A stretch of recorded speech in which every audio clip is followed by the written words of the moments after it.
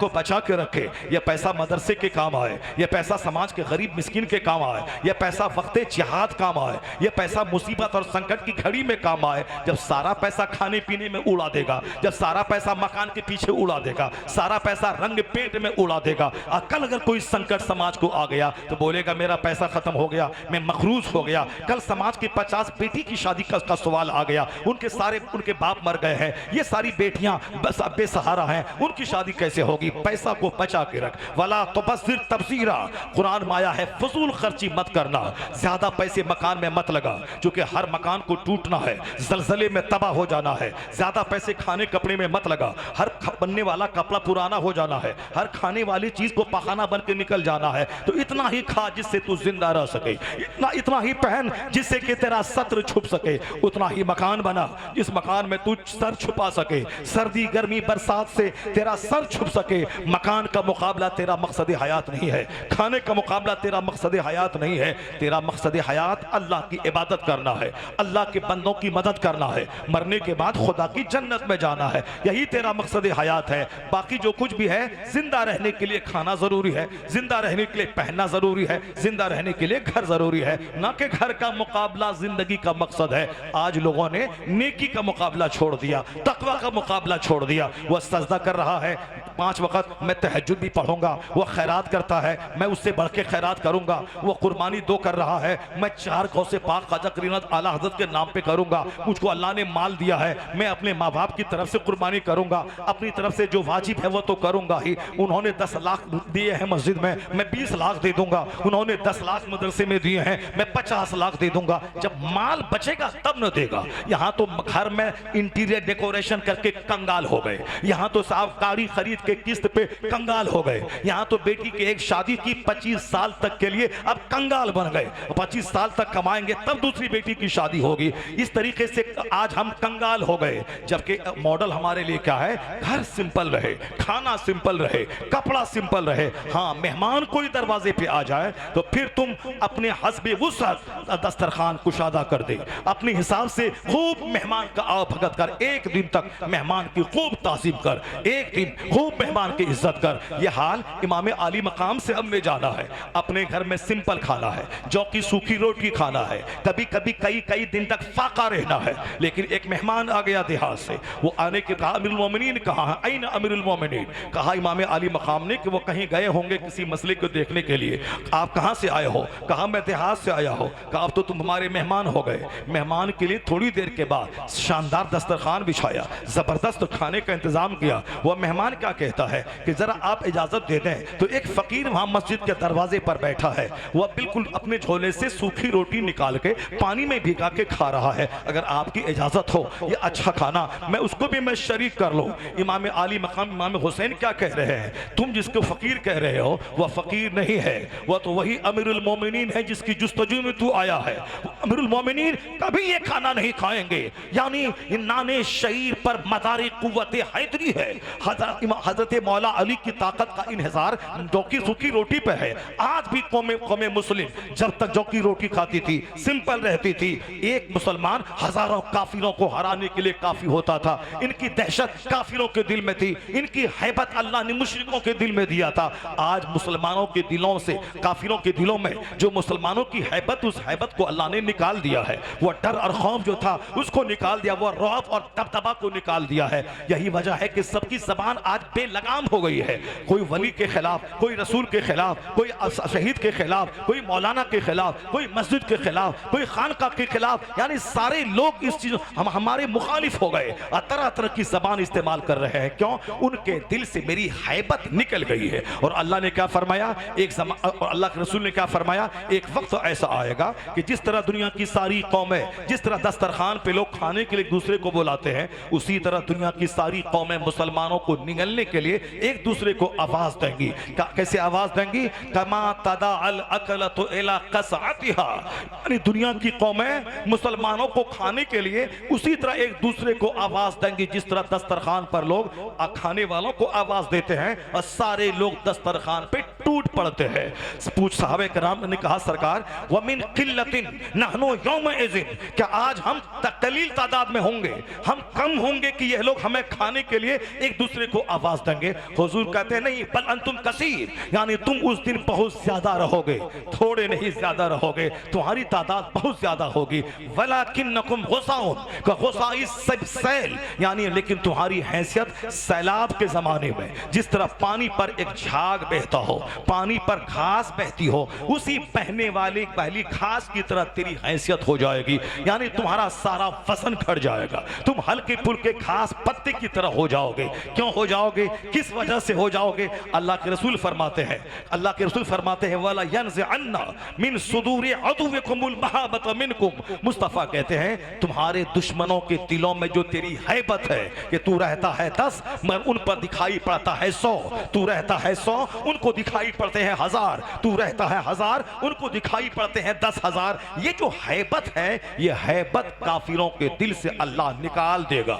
तुम्हारी बदअमली की वजह से तुम्हारा रौब उनके दिल से निकल जाएगा। अल्लाह फरमाता है, अल्लाह के रसूल फरमाते वाला यक्सिफन्ना, यानी तुम्हारे दिलों में वहन डाल दिया जाएगा। ये वहन क्या चीज है? आका फरमाते हुब्बु दुनिया व कराहियतुल मौत, यानी दुनिया की मोहब्बत, अच्छे खाने की मोहब्बत, अच्छे पहनने की मोहब्बत, अच्छी शादी ब्याह करने माहौल बनाने की मोहब्बत, घर मकान बनाने की मोहब्बत, दूसरों के दुकान मॉल के मुकाबले की मोहब्बत, यानी अब ये सारी मुकाबला आराई तेरे दिल में पैदा हो जाएगी, तो फिर मरना नहीं चाहोगे कि मैं जिंदा रहूं, और फिर तुम्हें दीन के लिए जिहाद करने का जज्बा खत्म हो जाएगा, और फिर तुम्हारे अंदर सिर्फ जिंदा रहने और खाने पीने का मुकाबला करने और दूसरों को मालो दौलत में पीछे छोड़ने का मुकाबला पैदा होगा। इसी बुराई की वजह से काफिरों के दिलों से तेरी हैबत खत्म हो जाएगी और तू सैलाब में पानी पर बहने वाली घास की तरह बेवजन हो जाओगे। इसलिए दुनिया के सारे काफिर तुझको मारना चाहेंगे। आज हालात देख रहे हैं कि अरब ममालिक में इतनी आबादी है, एक एक पत्थर उठा के सारे लोग मारे तो इसराइल नाम का कोई मुल्क नहीं रह जाएगा, उसका नामो निशान मिट जाएगा। लेकिन इतने ममालिक 25 से 30 ममालिक रहने के बावजूद, जबकि वहां अपना अरबी भाई है और ये भी अरबी है, मगर दुनिया के सारे लोगों में तो अपने भाई की मोहब्बत, भाई के लिए मरने मिटने का जज्बा पैदा हो गया। लेकिन ये अरब वालों के दिल इतना मुर्दा हो गए कि आज कई 7 समंदर पार का दुश्मन आके वहां बम बरसा रहा है, हमारे बच्चों को मार रहा है, मगर इसको कुछ करने की हिम्मत नहीं हो पा रही है। इनको सिर्फ अपनी कुर्सी बचाना है, अपनी जिंदगी बचानी है, इसीलिए चुन चुन के एक एक को मार रहा है। कभी इराक को मारता है, कभी ईरान को बचाता है, कभी ईरान को मारेगा, कभी इराक को बचाएगा, कभी फला लीडर को मारना है, कभी इनको मारना है, कभी शिया सुन्नी के नाम पे तोड़ देना है, कभी सुन्नी के खिलाफ शिया को वरगलाना है, कभी शिया के खिलाफ सुन्नी को वरगलाना है। इस तरीके से हमें तो हमारी कमजोरी को वो काफिर जान गया है। उनके दिलों में जो मेरी हैबत थी, एक सलाहुद्दीन के नाम से आज भी धमक मौजूद है, जिन्होंने यहूद और नसारा को शिकस्त दी, क़िबले अव्वल को गैरों के कब्जे से आजादी दिलवाई, क्योंकि उन्हें जिंदगी से नहीं मौत से प्यार था। जो जिंदगी से नहीं मौत से प्यार करेगा वही कोई बड़ा कारनामा अंजाम दे सकता है। इमाम आली मकाम की कहानी से भी वही सबक मिल रहा है। यहाँ जिंदगी से नहीं मौत से प्यार है, यहाँ जिंदगी बचानी नहीं है बल्कि जिंदगी देकर इस्लाम बचाना है। इसलिए आज करोड़ों जबान पे हुसैन की अजमत का खुतबा है। आज हम जलील हो गए 40 करोड़ की मौजूदगी में। आज से 100 साल पहले 5 करोड़ की आबादी थी, मगर एक दहशत थी। इनसे बड़े लोग थे, इनसे बड़े पढ़े लिखे थे, इनसे ज्यादा ताकतवर लोग थे, मगर ये 5 करोड़ लोगों की एक हैबत उनके सीने पे थी, इनकी इज्जत थी। हर ऊंचे ओहदे पर ये कलमा पढ़ने वाले फाइज थे। मगर आज 40 करोड़ की मौजूदगी में आज हम जलील हो गए, रुस्वा हो गए। कोई हमें मारने की धमकी देता है, कोई हमारी निगाहों के सामने मस्जिद पे चढ़ जाता है, कोई हमारी निगाहों के सामने दरगाहों पे चढ़ जाता है। ये क्या है? उनके दिलों में जो मेरी हैबत थी, उस हैबत को निकाल दिया गया है। और ये निकला क्यों है? मकान की मोहब्बत, गाड़ी की मोहब्बत, अच्छा खाने की मोहब्बत, कपड़े की मोहब्बत, शादी ब्याह में खूब धमाल मचाने की मोहब्बत। यानी दुनिया जो काम काफिर करता था वो सारा काम हम कर रहे हैं, और नतीजे में सोचते हैं कि हमारी हैबत से दुनिया थर्राए। नहीं होगा। जब लोग अल्लाह से मोहब्बत करते थे सच्ची, मुस्तफ़ा से मोहब्बत करते थे सच्ची, फिर तो जंगल में सहाबे कराम की जमात गई और कहा साहबा ने, ऐ जंगल के सांपों, तुम जंगल खाली कर दो, यहाँ मुस्तफ़ा के गुलाम अपना खेमा गाड़ेंगे। ऐ जंगल के शेरों, तुम जंगल खाली कर दो, यहाँ मुस्तफ़ा के गुलाम अपना खेमा गाड़ेंगे। कहीं रहने की जगह नहीं थी, उसी जंगल के किनारे खड़े होकर एक साहबी रसूल ने कहा, यहाँ तो मेरी बात मेरी बीवी नहीं मानती है, मेरी बात मेरा बेटा नहीं मानता है, मेरी बात मेरे समाज के लोग में उस्ताद की बात शागिर्द नहीं मानता है, मगर सहाबे कराम की बात सांप मान रहा है, बंदर मान रहे हैं, जंगल के सांप और शेर मान रहे हैं। जैसे ही किनारे खड़े होकर कहा गया, तारीख की किताबों में आया है कि तमाम जंगल के सांप जंगल को खाली कर दिया, तमाम दरिंदे जंगल को खाली करके जाने लगे, सारा जंगल खाली हो गया, सांप से, बिच्छू से, दरिंदों से सारा जंगल साफ हो गया। जंगल में सहाबे कराम ने अपना खेमा गाड़ा और फिर उस इलाके की जो मुहिम थी उस मुहिम को उन्होंने सर किया।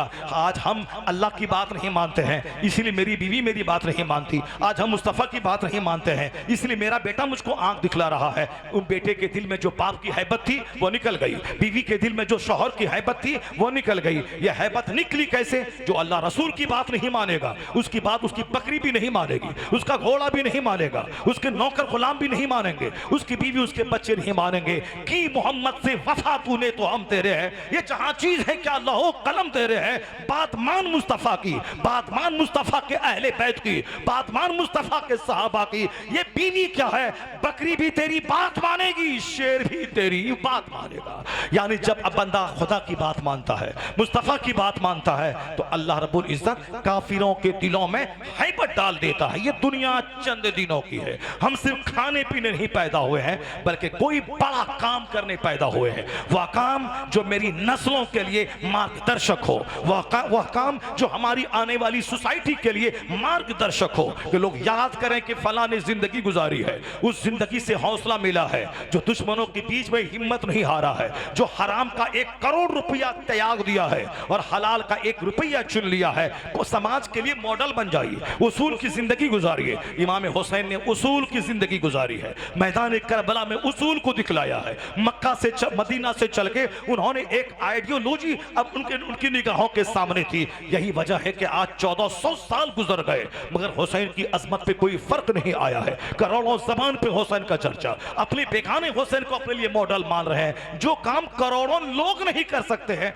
वो काम इमाम अली मकाम ने तनहा करके दिखा दिया है। मकबूल किस कदर है शहादत हुसैन की, हर दिल में जाग घुसी है अकीदत हुसैन की, हर दिल में हुसैन पाक की मोहब्बत है। और वक्त गुजरता जा रहा है, हुसैन की शहादत का रंग निखरता चला जा रहा है, हुसैन आजम की जिंदगी की स्टडी बढ़ती चली जा रही है। हम लोगों ने इसीलिए नूर हासिल करना छोड़ दिया क्योंकि हमने सारी कहानी को ताजिया में समेट दिया, सारी कहानी को हमने ढोल में समेट दिया, सारी कहानी को तीजा और 40वां में समेट दिया। किस कदर ताज्जुब की बात है कि मेरा बाप मरे तो सिर्फ एक बार तीजा हो 3 दिन के बाद, मेरा बाप मरे तो सिर्फ 4 दिन के बाद चहारम हो, मेरा बाप मरे तो 40 दिन के बाद एक बार 40वां हो। किस कदर ताज्जुब की बात है कि आज हुसैन का 40वां हर साल मनाया जा रहा है, हुसैन का तीजा हर साल मनाया जा रहा है। क्या मतलब है? हुसैन को हर साल हम करबला में मारते हैं और हर साल तीजा कर रहे हैं, हर साल 39वां मना रहे हैं। यानी जो जो राफिजियों और शियाओं ने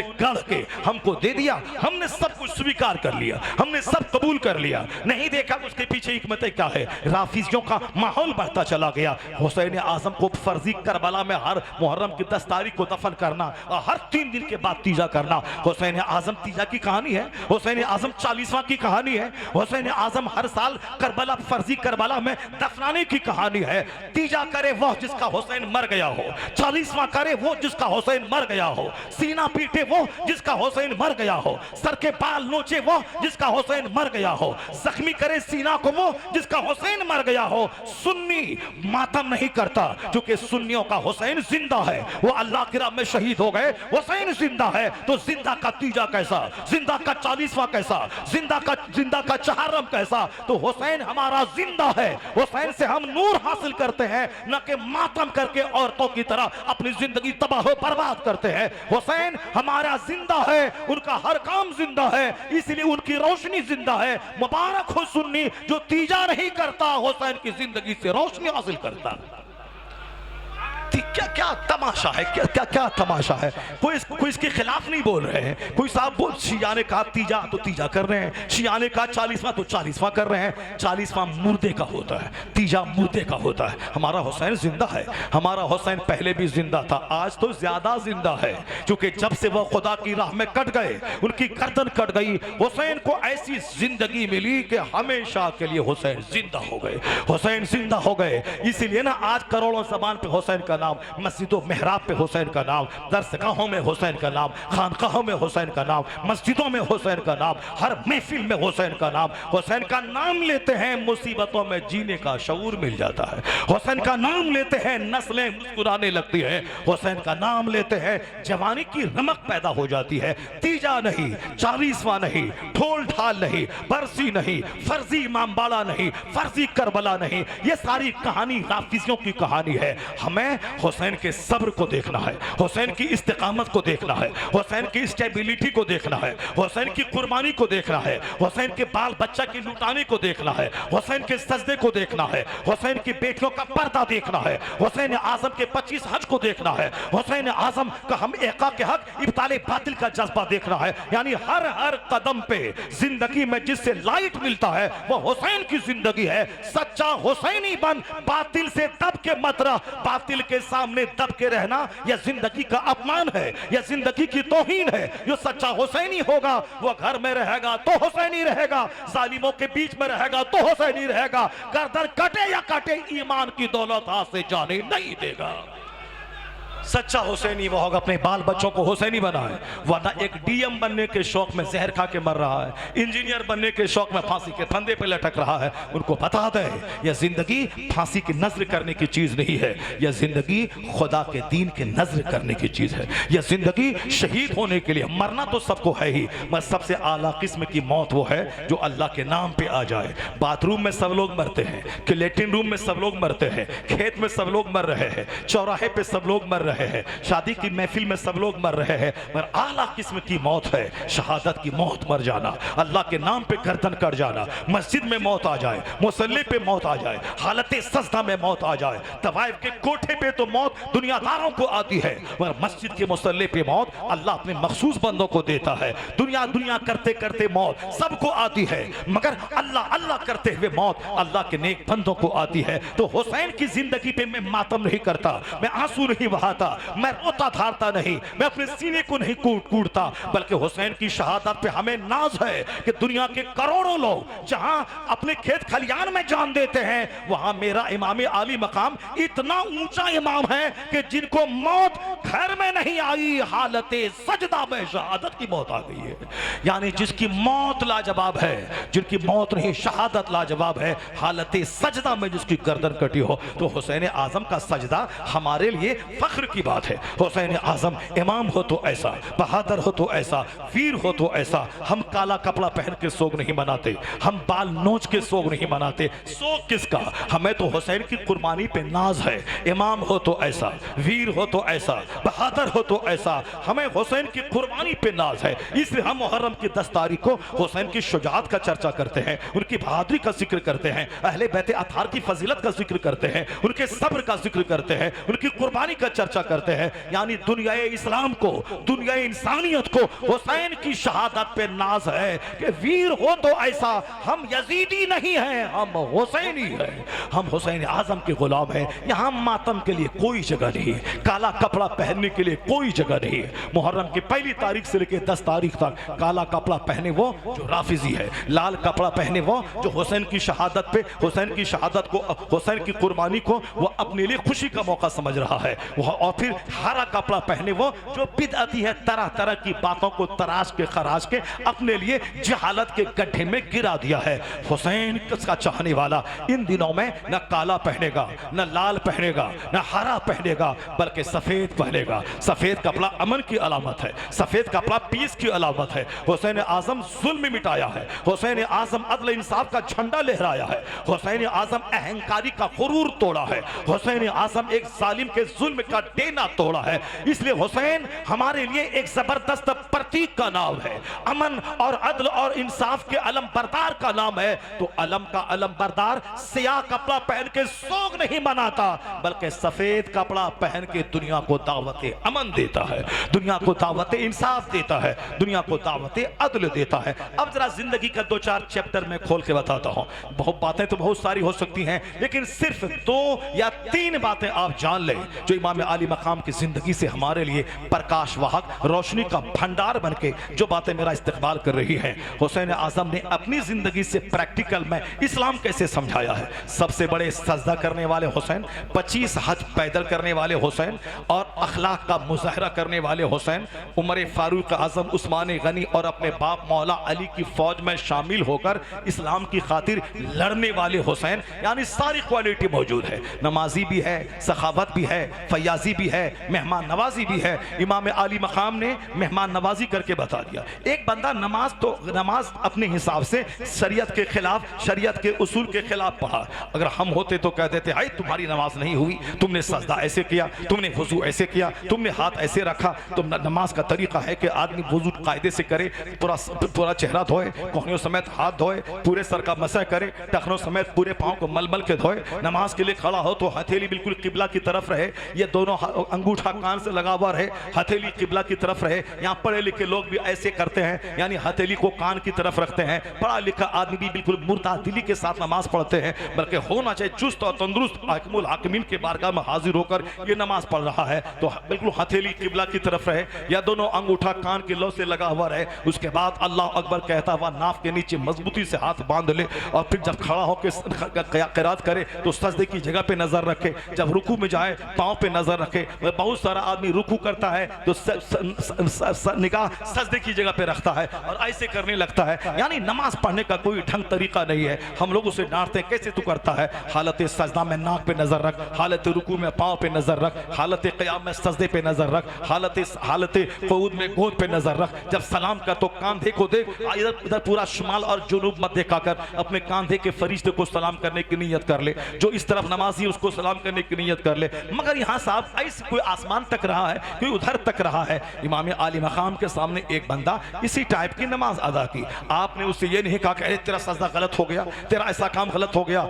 नहीं, बल्कि खुल्क अजीम के मनसब पे जो मुस्तफ़ा फाइज हैं, उसकी परवरिश में रहने वाला हुसैन, उनकी तरबियत में रहने वाला हुसैन, अखलाक की बुलंदी पे फाइज हुसैन, उन्होंने सिर्फ इतना कहा कि ए भाई मैं नमाज अदा करता हूं, तू मेरी नमाज को देख ले और तू बताना मुझको कि कहां मेरी नमाज में क्या खामी है। इमाम आली मकाम ने नमाज शुरू की।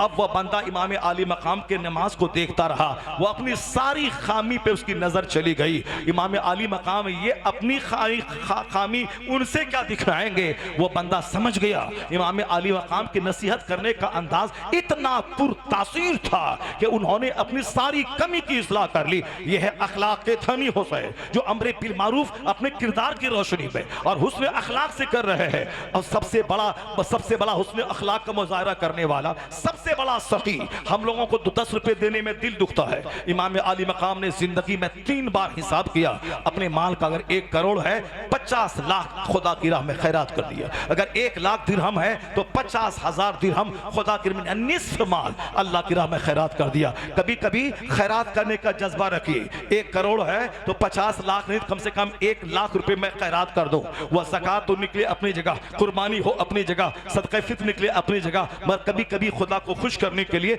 अपना पसंदीदा माल खुदा की राह में मजबूरों और मिस्किनों और अपने समाज के गरीब रिश्तेदारों में बांटा कीजिए, ताकि माल की मोहब्बत दिल में न रहे। माल जितना खर्च होता है अल्लाह ताला उसका 10 गुना बंदों को अता फरमाता है। अहले बैत अतार प्रैक्टिकल है, कुरान थ्योरी है, और अहले बैत के लोगों ने प्रैक्टिकल करके दिखाया है। इमाम हुसैन ने 3 बार अपना आधा माल खुदा की राह में खैरात कर दिया। ये नहीं देखा कि कल मेरा बच्चा क्या खाएगा, ये नहीं देखा कि इतना माल चला जाएगा तो फिर मेरा क्या बनेगा, नहीं। और 2 बार इमाम हुसैन ने अपने घर में सुई तक नहीं रखा, बल्कि सारा माल खुदा की राह में खैरात कर दिया।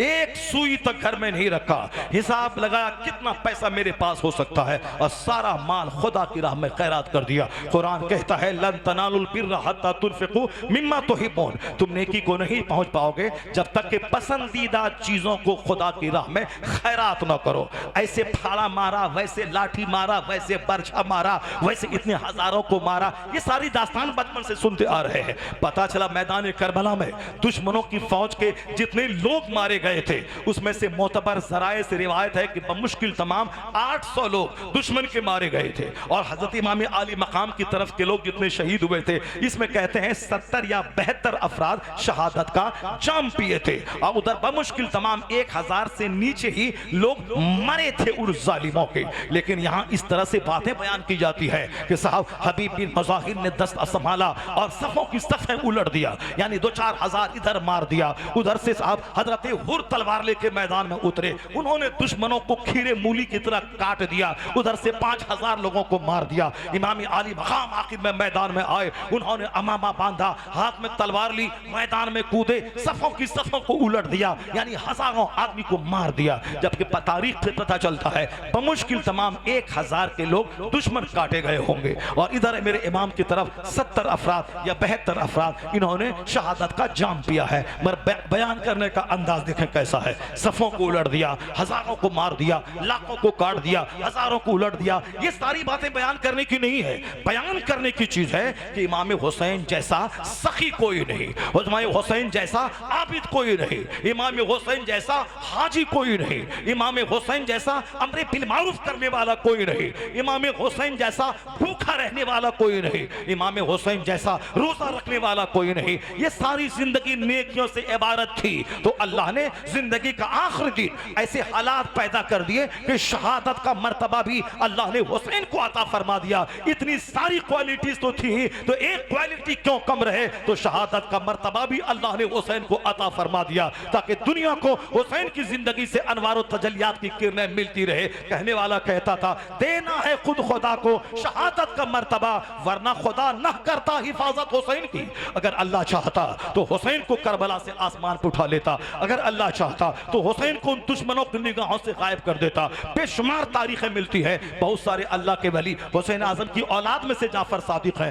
दुश्मन उन्हें कत्ल करना चाहता था, दुश्मन उन्हें छुप के मारना चाहता था, और अल्लाह रब्बुल इज्जत ने उनकी हिफाजत की। आका अलैहिस्सलाम हिजरत की रात जब आप दुश्मनों के बीच से निकल गए, दुश्मनों को पता तक नहीं चला, अल्लाह जनाबी ईसा अलैहिस्सलाम को दुश्मनों के बीच से आसमान की तरफ उठा लिया। अल्लाह चाहता तो अपने महबूब के चहीते नवाज से हुसैन को मैदान करबला से उठा लेता, उन दुश्मनों की तरफ ये एक बार धूल फेंक देते, सारे के सारे आंख मलते रह जाते। मगर यहाँ उठाना नहीं था, यहाँ बचाना नहीं था, यहाँ सही सालिम लौटाना नहीं था, यहाँ तो जान देकर नाना का दीन बचाना था, यहाँ तो कुंबा लुटाकर मुस्तफा की उम्मत को बचाना था, यहाँ तो अपनी ख्वाहिशात कुर्बान करके मुस्तफा की शरीयत को बचाना था। जो मकसद हुसैन का था वह मकसद पूरा हो गया कि गर्दन दे दी मगर वचन नहीं दिया, उसूल का खून नहीं होने दिया, तो एक शहादत ही का मर्तबा रह गया था। अल्लाह ने शहादत का मर्तबा देके हुसैन को पूरी दुनिया में यूनिक और मुमताज बना दिया।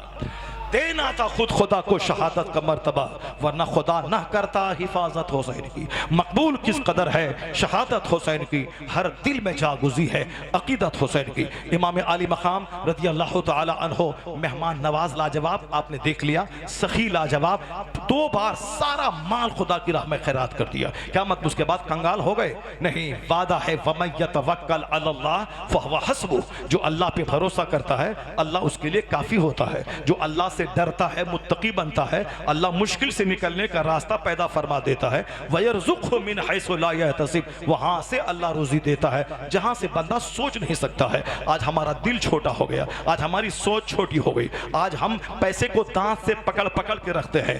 डर लगता है कि खैरात करेंगे फिर दोबारा वापस आएगा कि नहीं आएगा। इस डर के माहौल में करोड़ों कमा ले तो भी मेरा चेहरा सूखा रहता है, मजदूरी करे तो भी चेहरा सूखा रहता है। चेहरा हरा भरा उसका रहता है जिसके दिल में नोट की नहीं, नोट देने वाले खुदा की मोहब्बत होती है। कहा गया है किताबों में कि माल हाथ में रहे, दिल में माल नहीं रहे, दिल में माल देने वाले की मोहब्बत रहे। इसीलिए ज़कात है, निकालो, फितरा निकालो, कुर्बानी करो, गरीबों मिस्किनों को दो, ताकि यह माल दिल से अटका हुआ नहीं रहे, यह माल दिल में नहीं रहे, यह माल हाथ में रहे और दिल में माल देने वाले की मोहब्बत रहे। क्या इमाम हुसैन फिर बाद में भूखे हो गए? उनकी चार बीवियां वो चारों बीवियां भूखी रह गई, उनके बच्चे वो सब भूखे रह गए? नहीं, बल्कि अल्लाह की राह में खैरात करने वाला अल्लाह ताला उससे ज्यादा उनको देता है। अल्लाह ताला उसको जितना भी खैरात करे अल्लाह उससे ज्यादा देता है, 10 गुना देता है। खैरात करके तो देखिए, अल्लाह की राह में देखे तो देखिए, अल्लाह की राह में पैसा लुटा के तो देखिए। हुसैन सखी आजम, हुसैन आजम साजिद आजम, अब रह गया एक मकाम वो शहीद आजम भी बन जाए। अब उसके लिए हालात पैदा हो गए। हुसैन आजम शहीद कैसे होंगे? हुसैन आजम का हौसला, हुसैन आजम का जिगर देखिए। बात इतनी सी थी, आकाए दो जहां इस्लाम ने इस्लामिक स्टेट कायम की मदीने मुनव्वरा में, और फिर आपने चुस्त और दुरुस्त निजाम के साथ इस्लाम के दायरे को मजबूती दी, और फिर मुसलमानों को एक पुख्ता बुनियाद देकर आप दुनिया से रवाना हो गए। आका इस्लाम अपनी कब्र अनवर में है, हुजूर जिंदा है, मुसलमानों के घर में है, मुसलमानों के सीने में है। इसलिए घर में जब दाखिल हो तो घर वालों को सलाम करो, अगर कोई नहीं रहे तो मुस्तफ़ा जान रहमत को सलाम करो, अस्सलामु अलैका अय्युहन नबी फ़इन्न रूहन नबी ये मौजूद फी बुयूत अहलिल इस्लाम, इसलिए कि नबी की रूह हर मोमिन के घर में मौजूद रहती है। तो आका इस्लाम अपनी कब्र में है, वह उम्मत के अहवाल देख रहे हैं, कौन कैसे जी रहा है, कौन कैसे कर रहा है। अगर अल्लाह चाहे तो फरिश्तों के जरिए मस्जिद की हिफाजत कर ले, वरना तुम किस काम के लिए हो? अल्लाह चाहता है कि तुम मस्जिद की हिफाजत के लिए जिगर रखो। अल्लाह चाहता है कि तुम्हारे दिल में अल्लाह के दीन की खातिर कुर्बानी देने की स्पिरिट है या नहीं है, वरना सब काम अल्लाह अपने फरिश्तों से करवा लेगा। ये बंदा तो सिर्फ खाएगा पिएगा, अपने घर में पाखाना करेगा, उसी जगह सोएगा, ये तो साफ एक्टिविटीज के नाम पे सुस्त काहिल और कोड़ी हो जाएगा। इसलिए रोजी देने वाला अल्लाह है, मगर मेहनत तुमको करनी होगी। इज्जत देने वाला अल्लाह है, हिकमत तुमको अपनानी होगी। फल देने वाला अल्लाह है, मगर दरख्त तुमको लगाना होगा। रोजी देने वाला अल्लाह है, मगर तुमको दुकान जाना होगा। ये सब इसीलिए है कि रोजी देने वाला अल्लाह है, मगर तुम एक्टिव रहो, तुम अल्लाह की जमीन पे फैल जाओ, तुम मेहनत करते रहो, ताकि तेरी सेहत बची रहे, तेरा दिल मरने से बचा रहे, और तेरी सेहत जख्मी होने से बची रहे। ये सारी चीजें मुस्तफ़ा जान रहमत की शरीयत में वो इंसानियत की फलाह बहबूद के लिए है, क्योंकि वह रहमत दो आलम बन के आया है। वरना अगर आसमान से रोजाना हमारे पास रोटी उतरने लगे, हमारे पास शहद उतरने लगे, हम तो खाका के कोड़ी हो जाएंगे, हम तो अपने ही घर बिस्तर पे सो के मोटा होके बगैर मौत के मर जाएंगे। अल्लाह चाहता है फजर के लिए जाओ, फिर काम काज में जाओ, फिर जोहर के लिए जाओ, फिर काम काज के लिए जाओ, फिर असर में मगरिब जाओ, फिर काम के लिए फैल जाओ, फिर मगरिब में जाओ, फिर काम के लिए फैल जाओ, फिर ईशा में जाओ, फिर जाके पेट पे आराम करो। अल्लाह ने दिन बनाया है काम के लिए, रात बनाई है आराम के लिए। ये 5 बार मस्जिदों में जाना, वहां से बार बार आना, ये हमें एक्टिव बनाता है, हमें चुस्त रखता है, हमें तंदुरुस्त रखता है। रोजी देने वाला अल्लाह है, मैं रोजी की तलाश में हमें खेत और दुकान जाना है, ताकि हम मेहनत करें, हम अपने जिस्म का भला करें। या अल्लाह रब्बुल इज्जत ने फजर से लेकर जोहर तक कोई नमाज फर्ज नहीं की। ये वक्त है काम करने का, ये वक्त है मेहनत करने का, ये वक्त है खेत खलियान में फैल जाने का। यानी इस्लाम का सारा काम हिकमतों से भरा हुआ है। जो कौम जिहाद का जज्बा रखती है वो कौम दुनिया की फातह कौम होती है। और जिसने भी जिस मुल्क को फतह किया है, जब तक शहादत का जज्बा लेकर मरने कटने का जज्बा लेकर नहीं जाए, उस वक्त तक मुल्क फतह नहीं होता। जो जान बचाने जाता जान बचा के वापस आ जाए, मुल्क भी फतह कर लें, ऐसा नहीं होता है। इसीलिए मुसलमानों पे जिहाद फर्ज है, वक्त वक्तन फवक्तन इसे जिहाद निकलना होगा। और हमारे बुजुर्गों ने जिहाद किया तो अरब से लोग बाहर निकले, स्पेन में छा गए, अरब से मुजाहिद निकले ईरान पे छा गए, अरब से मुजाहिद निकले हिंदुस्तान पे छा गए। आज चूंकि लोगों को जिंदगी से मोहब्बत हो गई है, खाने कपड़े से मोहब्बत हो गई है, इसीलिए काफिर इन्हें बातों से सताता है, तहरीर लिटरेचर से सताता है, और मौका मिलता है तो बांध के मार के सताता है। ये बातें इसीलिए हैं क्योंकि हमारे दिल से जज्बा जिहाद निकल गया है, हमें खुदा की राह में कुर्बानी करने का जज्बा हमारे सीने से निकल गया है, हमें खाने पीने और जिंदगी से प्यार हो गया है। नतीजे में हम जलील और रुस्वा हो रहे हैं, जबकि अल्लाह के रसूल ने कहा है मेरी उम्मत का एक गिरोह हमेशा जिहाद करता रहेगा, और वह गिरोह आखिर में जो गिरोह दज्जाल से लड़ेगा उस गिरोह के साथ ये शामिल हो जाएगा। जिहाद जिंदगी है, जिहाद इज्जत दिलाने का जरिया है, जिहाद फतह करने का जरिया है। और जब यह जज्बा मर जाता है तो बंदा बुज़दिल हो जाता है, बंदा जलील हो जाता है, बंदा रुस्वा हो जाता है। इमाम अली मकाम के सामने कौन सी बात आई, जरा गौर से सुनिएगा। मुख्तसर में जो बातें 10 दिन की तकरीर में बताई जाती है, उसको मैं बिल्कुल मुख्तसर में 10 मिनट में आपके सामने मैं रख रहा हूँ। आक़ाए दो जान इस्लाम के विसाल के बाद सिद्दीक़ अकबर ने उस गद्दी को संभाला और 2 साल तक बिल्कुल हुस्न इंतजाम के साथ